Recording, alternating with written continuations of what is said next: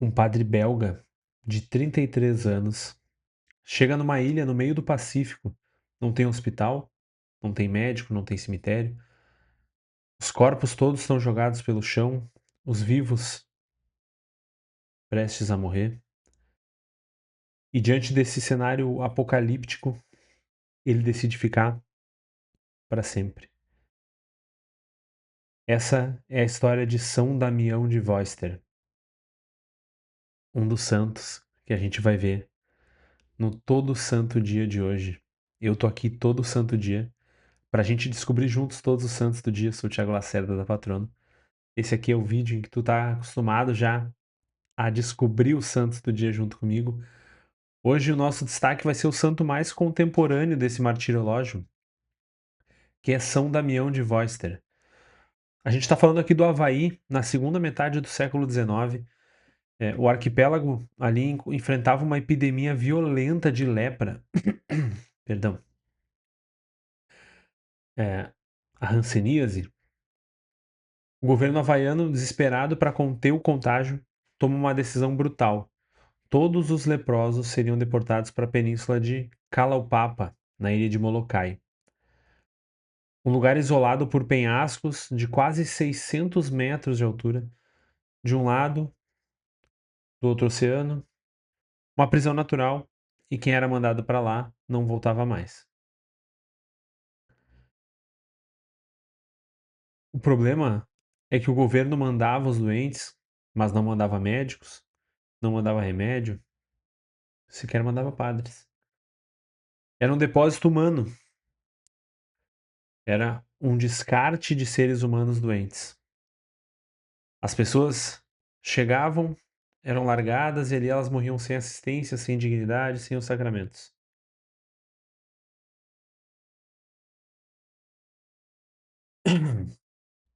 É nesse cenário que Joseph de Voister vai se encontrar.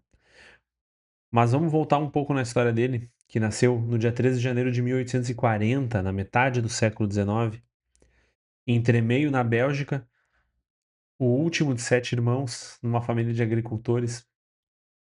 Aos 19 anos, ele entra para a congregação dos Sagrados Corações de Jesus e Maria, os chamados Padres de Picpus, e toma o nome religioso de Damião. Ele deixa de ser José, deixa de ser Joseph, para ser Damião. O irmão mais velho dele, o padre Panfilho, tinha sido designado para ir como missionário para o Havaí. Mas Panfilho ficou doente e Damião, que ainda nem era ordenado, se ofereceu para ir no lugar dele. Embarcou em 1863, portanto com 23 anos, e foi ordenado sacerdote já no Havaí, em Honolulu, no ano seguinte. Em maio de 73, portanto já 10 anos depois, o bispo de Honolulu, Dom Magre, pediu voluntários para atender os leprosos de Molokai. Ele já estava, então, há 10 anos trabalhando no Havaí. 4 padres se ofereceram e o plano era fazer um rodízio. Cada um ficaria algumas semanas. São Damião de Voister foi o primeiro. E quando ele chegou em Kalaupapa, o que ele encontrou era o inferno. Não tinha lei, não tinha ordem, os doentes viviam em barracos improvisados ou simplesmente na rua, ao relento. Os mortos não eram sepultados, os que ainda permaneciam vivos estavam jogados ao alcoolismo, à violência, no desespero absoluto.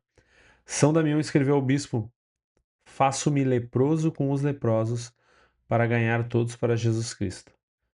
E ali ele ficou, não algumas semanas, mas para sempre. A primeira coisa que ele fez foi organizar o cemitério e enterrar os mortos.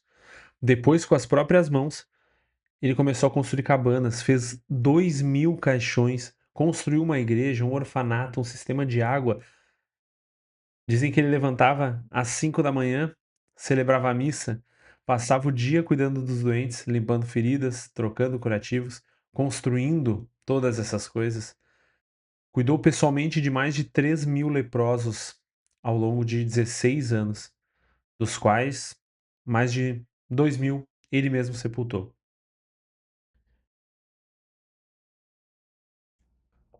Então, um dia depois de 10 anos em Molokai, São Damião estava preparando um banho e derramou água fervente no pé. E aí ele não sentiu nada. Nesse momento, ele entendeu que a doença de Hansen tinha chegado nele também. Um dos primeiros sintomas é a falta de sensibilidade nos membros, né, nas extremidades.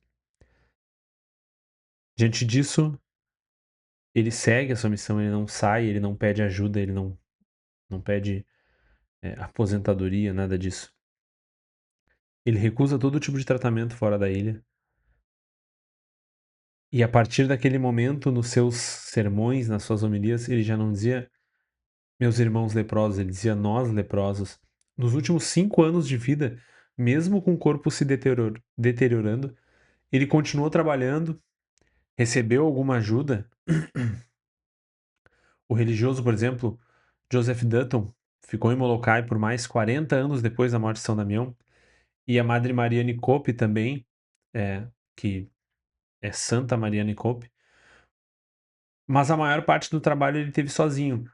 Essas outras almas santas estiveram lá no fim da sua vida. Mas São Damião permaneceu, inclusive boa parte do período da sua doença, trabalhando e servindo a todos aqueles ali, a toda aquela comunidade a quem ele se dedicou. O elogio do Martiriológio nos diz, faço questão de ler aqui para vocês, né?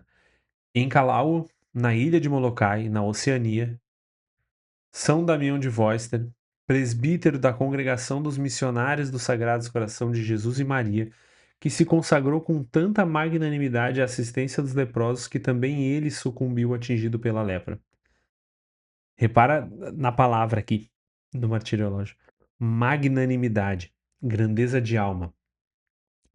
Não é só a caridade, não é só a coragem, não é só o ímpeto de cuidar do próximo, de socorrer os irmãos. É uma alma tão grande que cabe dentro dela o sofrimento de milhares de pessoas abandonadas numa ilha. Que cabe dentro dela uma parte bem mais relevante do sofrimento de Cristo, se a gente for comparar com a nossa própria alma, provavelmente. São Damião morreu no dia 15 de abril de 1889. Hoje, portanto, 15 de abril de 2026, fazem exatamente 137 anos. Ele foi beatificado pelo Papa São João Paulo II em 95 e canonizado pelo Papa Bento XVI no dia 11 de outubro de 2009. Fazer um parênteses para vocês que não tem nada a ver com santo, é uma daquelas coincidências da providência que eu gosto de lembrar. Dia 11 de outubro é o dia do meu batismo, é meu aniversário de batismo em 11 de outubro, e 2009 é o ano da minha conversão. Então ele foi canonizado no aniversário do meu batismo no ano da minha conversão. Ele é o padroeiro dos leprosos e dos marginalizados. Mas São Damião de Vóster, apesar dessa grande história, ele não é o único santo de hoje. Nós temos mártir da Trácia, tem abade normando, tem fundador de congregação. Antes da lista, se esse vídeo aqui tá te ajudando, se essa série tá te ajudando, se os outros vídeos da Patrono ou mesmo de outros projetos do Hub Católico te ajudam a viver a tua fé na paróquia com o Diário de Paróquia de Aldeia, a descobrir santos novos aqui na Patrono, toca nesse link aqui, aponta a tua câmera pro QR Code, toca no link que tá aqui embaixo e vai para a página de colaboradores, ajuda com o valor, né, que tem vários valores disponíveis ali mensais que tu pode escolher, ou pode fazer um valor pontual nesse mesmo link aqui desse lado, eu sempre aponto o lado errado. Tem a opção da colaboração pontual no valor que tu quiser, 5, 10, 50, 100, R$ 1.000, quanto tu quiser. É um Pix comum. A chave de Pix vai estar ali. O teu like me ajuda muito, a tua inscrição me ajuda muito e a tua oração. Sobretudo a tua oração me ajuda muito. Vamos aos nossos santos do dia de hoje. O primeiro elogio nos traz os santos Deodoro e Pausílipo, mártires da Trácia, que é aquela região ali entre a Grécia, a Turquia, a Bulgária. Deixa eu trazer para vocês aqui no mapa. Me perdoem o pigarro, a tosse. A gente está aqui em casa, todo mundo meio pesteado, tá? Mas a gente está falando mais ou menos dessa região aqui, ó. Aqui nós temos a província da Trácia especificamente, mas normalmente quando a gente fala da Trácia, a gente está falando de uma região um pouco mais abrangente. Segundo a tradição, eles foram martirizados durante o governo do imperador Adriano, lá no começo do século II. Adriano é o imperador romano que construiu a Grande Muralha aqui. Vou marcar para vocês também. A Grande Muralha aqui na Britânia, na fronteira da Britânia. Vocês já devem ter visto em alguns filmes que tratam isso. Aquele filme que tem o meme do Esperem, esperem, esperem. Não me lembro que filme é, qual é o nome daquele filme. Mas se eu não me engano, ele tem a Grande Muralha de Adriano ali. É, então, foi no governo de Adriano que esses dois santos foram martirizados, provavelmente denunciados por sua fé. No segundo elogio, São Crescente, mártir em Mira, na Lícia, o sul da Turquia ali, mesma cidade de São Nicolau. A Lícia é essa província aqui, ó, que dá direto pro mar Mediterrâneo, então é como se ela apontasse aqui para Alexandria, por exemplo, no Egito. Ele morreu queimado na fogueira. O elogio nos traz data incerta, mas é uma tradição antiga, certamente posterior a Adriano, e anterior ao nosso elogio seguinte. Essa é a lógica cronológica do martirológico.